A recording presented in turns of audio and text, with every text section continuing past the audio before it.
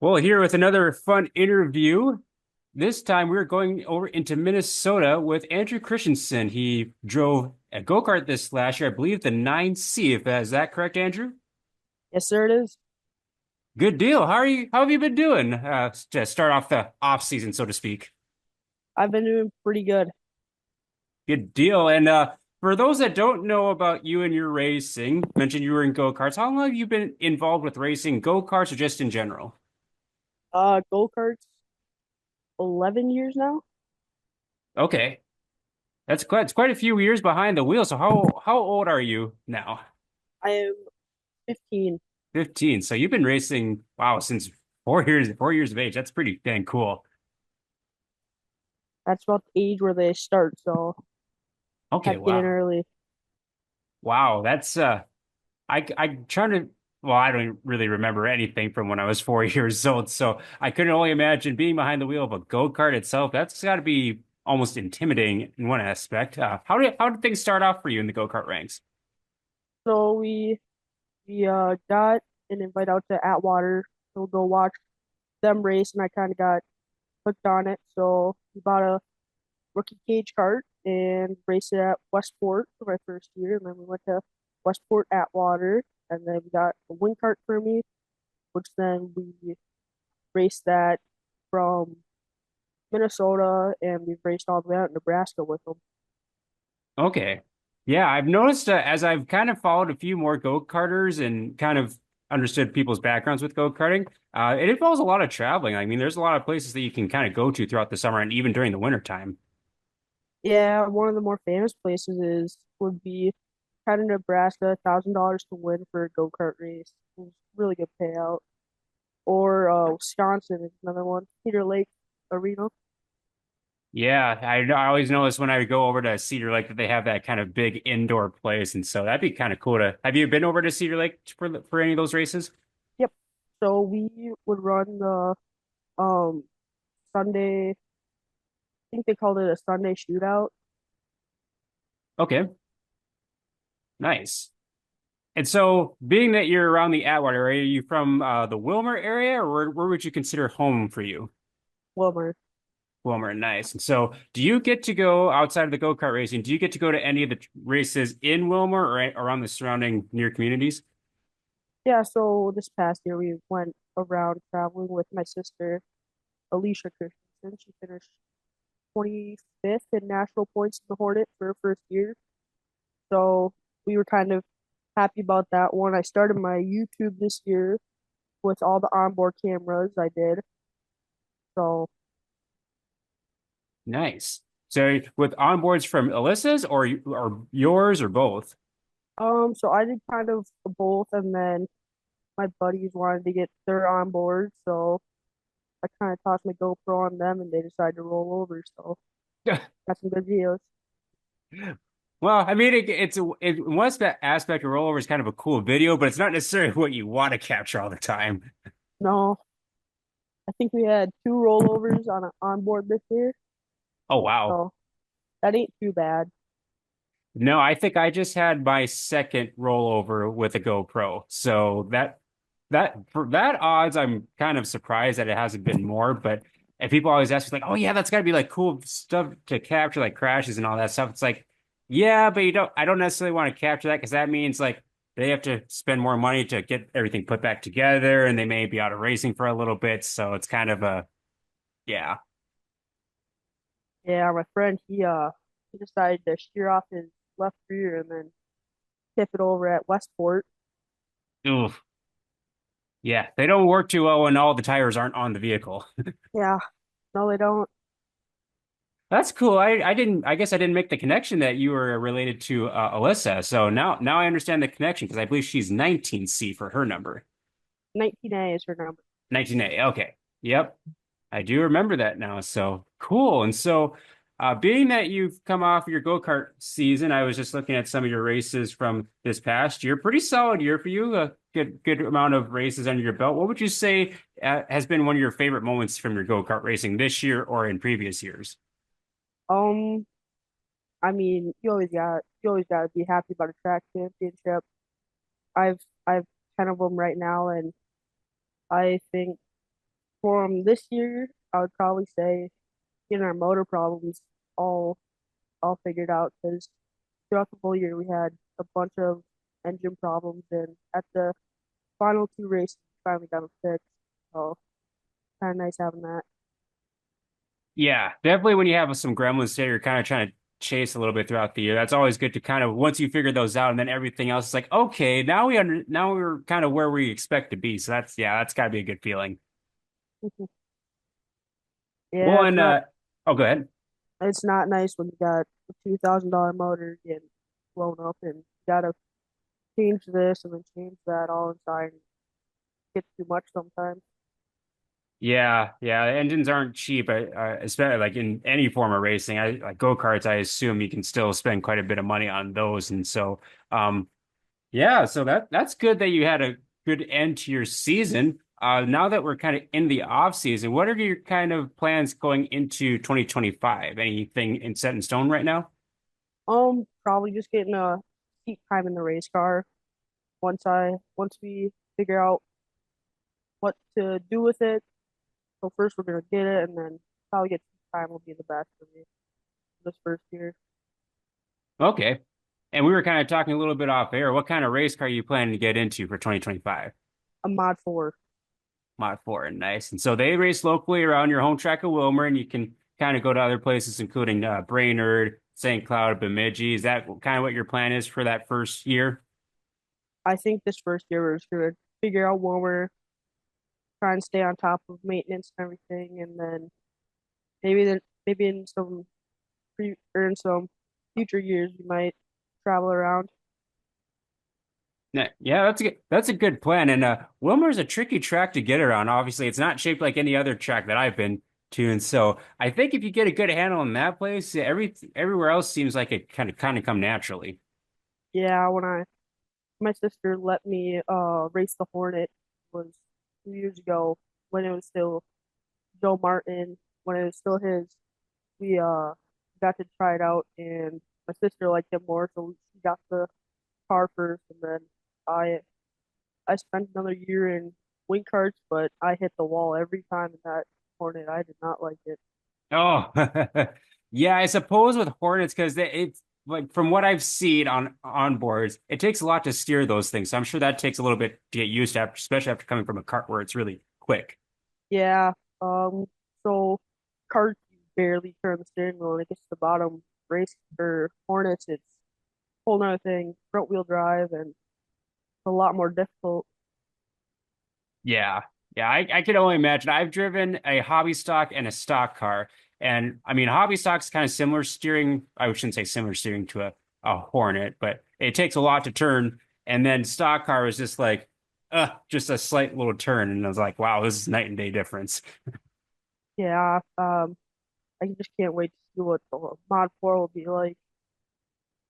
Yeah, because that's going to be quicker steering, a lot more speed. So I'm sure that'll be kind of a wake up call. Although I guess go-karts are pretty quick. I mean, when I was over at uh West, Westport, there's some of them put up some pretty good speeds. yeah, at Westport we were hitting around like 90 or 46 miles per hour. Yeah, and So on a small track like that, that's moving.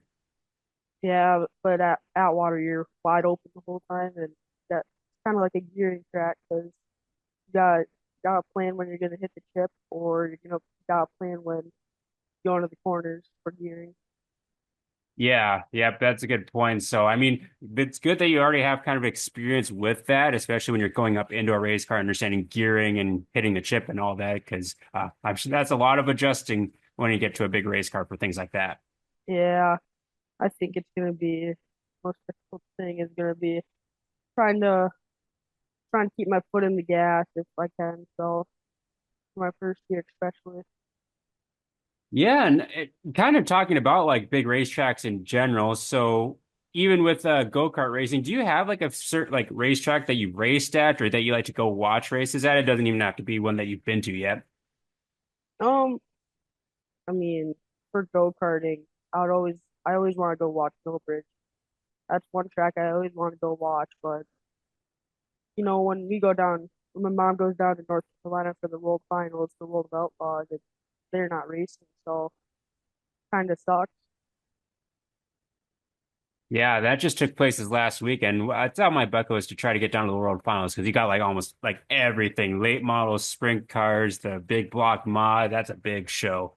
I've I've went there once. It's crazy. You got just these merchandise lanes and everything. It's like 20 merchandise trailers long, and then you got a whole nother parking lot just for merchandise and all that. That would be my downfall was would be the merchandise trailers because I'd probably be buying a lot of merch or that I'd come away with a whole bunch more stuff than I intended to come away with. Yeah, you might as well just pack another suitcase then. Yeah, yeah, that is for sure. Well, do any other racing memories stick out to you, whether it's behind the wheel or just kind of as a fan or observer? I mean, kind of racing memories is watching Zach Shield, Sheldon's dad, watching him race his final race at World Finals. That was kind of cool. Oh yeah, That's yeah. the year that we went down. So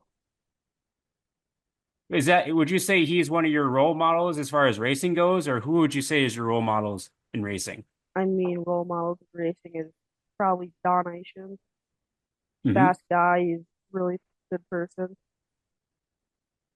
Yeah, that's a good driver, and he's still kicking butt even with how many years he's been behind the wheel too, and he's always a fun guy to watch. He definitely leaves nothing else out on track.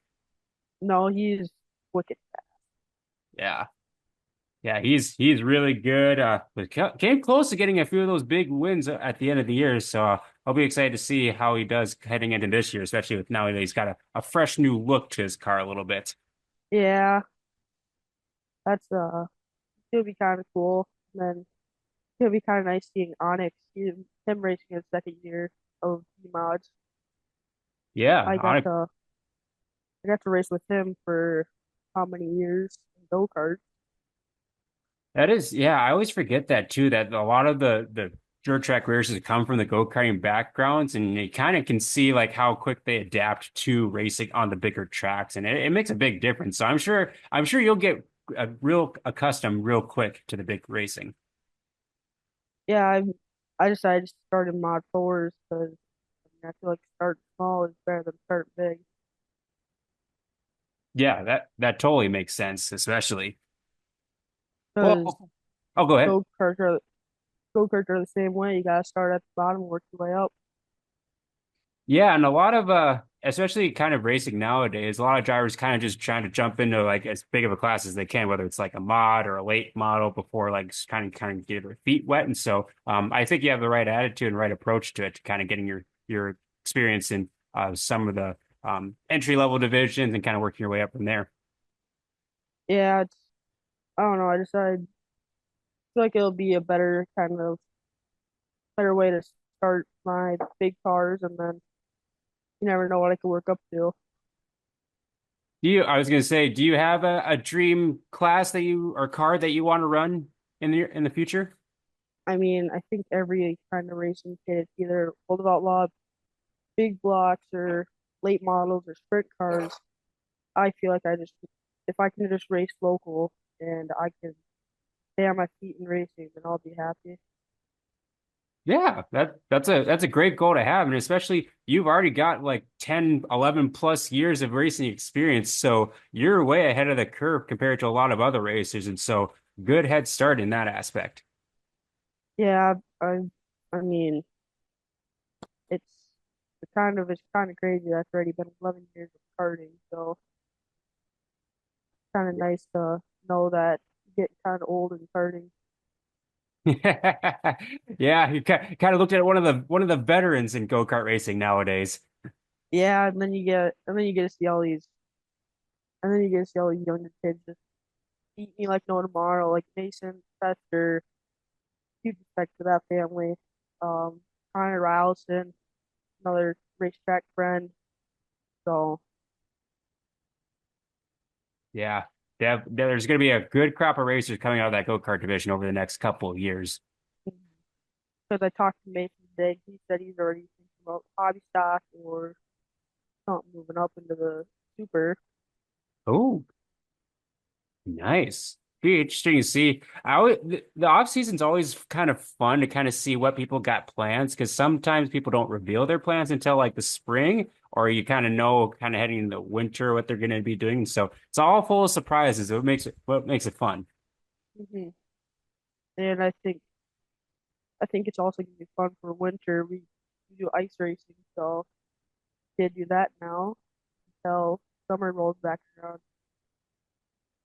Yeah, that's another kind of racing demographic that I've slowly kind of gotten into. I've gone to a couple races over in northern Minnesota for ice racing. Usually I don't handle cold weather well, so I don't go out to those too much, but if it's not overly cold and I've gotten used to it, I'll head out to a couple here and there.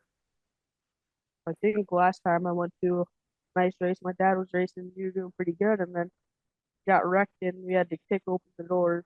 So Mm, that yeah. was kind of fun experience. Yeah, there's no shortage of fun times at the racetrack, no matter if it's on ice, on dirt, or on pavement, asphalt, whatever you may have. Yeah, I just gotta hope I can do good in ice racing because it'll be my first year doing that. So Okay. Where do they have ice racing kind of down in your area? it'd be over by Schultz's property. Okay.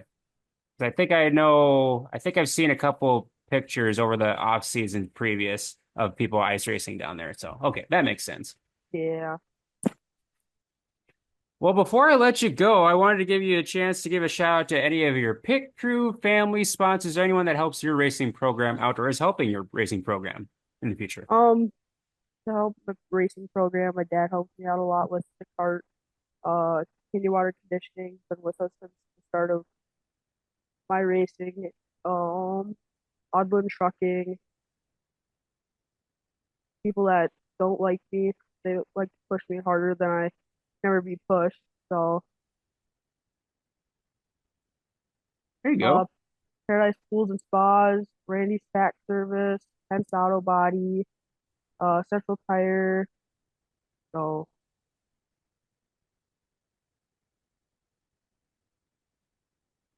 Excellent. It's a good group of people behind you, and we're looking forward to seeing what you come up, what happens in the 2025 season for you. Uh, for the fans out there, where can they follow your racing on your social media platforms or whatever you want them to follow? so YouTube, it's at ACR Racing 19A9C, and then we have a private Facebook group. I wish my sister would make that public though. So, Okay. And I'll provide links once the show comes out, so that way fans can find that and follow you on those various platforms. And so I'll be keeping tabs on you. Good to meet you and get to know you through in your racing career, and I'll be looking forward to seeing you at the big tracks here pretty soon. yep, see you in 2025. Yep. Thanks again, Andrew. Yep, thank you.